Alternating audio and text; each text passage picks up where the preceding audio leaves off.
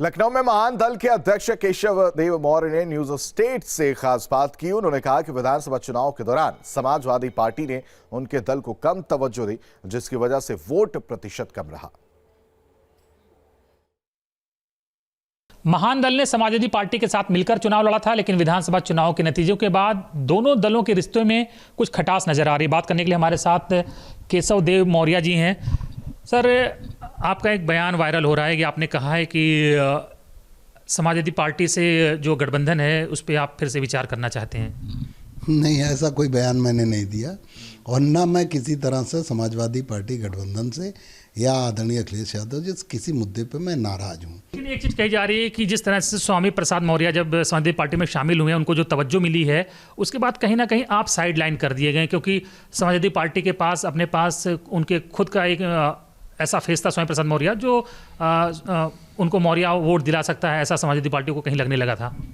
नहीं, मैं भी उन्हीं का फेस था, मैं भी समाजवादी पार्टी के लिए काम कर रहा था।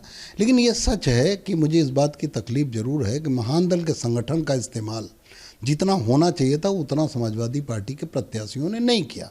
महान दल के कहीं भी पोस्टर बैनर पे उन्होंने चुनाव में महान दल का जिक्र नहीं किया, झंडे नहीं लगाए।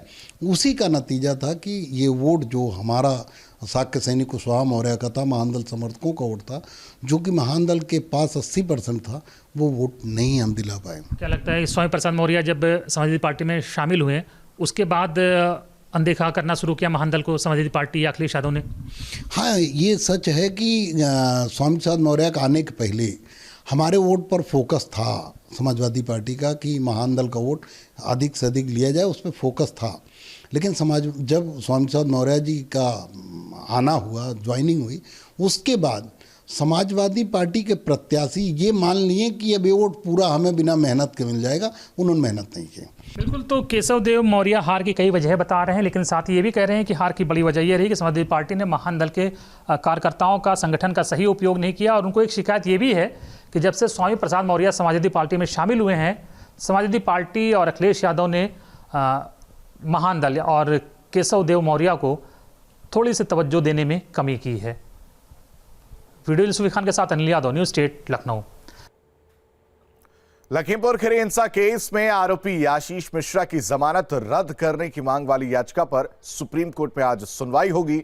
चीफ जस्टिस एनवी रमन ने कहा कि इस याचिका पर सुनवाई के लिए 3 सदस्यीय पीठ का गठन किया जाएगा। याचिका में कहा गया है कि हाई कोर्ट ने जमानत देते वक्त अपराध की गंभीरता, आशीष मिश्रा के खिलाफ ठोस सबूतों को नजरअंदाज कर दिया। जिस तरह की आशीष मिश्रा की हैसियत है, उसके मद्देनजर जमानत पर रहते वक्त सबूतों के साथ छेड़छाड़ और गवाहों को प्रभावित किए जाने की संभावना को भी नकारा नहीं जा सकता। किसानों की ओर से पेश वकील प्रशांत भूषण ने पीड़ितों को धमकी दिए जाने का मुद्दा कोर्ट में भी उठाया था। साथ ही कहा कि सह आरोपी भी आशीष मिश्रा को मिली जमानत को आधार बनाकर जमानत मांग रहे हैं।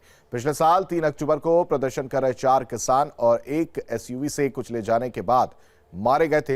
ये एसयूवी कथित तौर पर केंद्रीय गृह राज्य मंत्री अजय कुमार मिश्रा के काफिले का हिस्सा थी।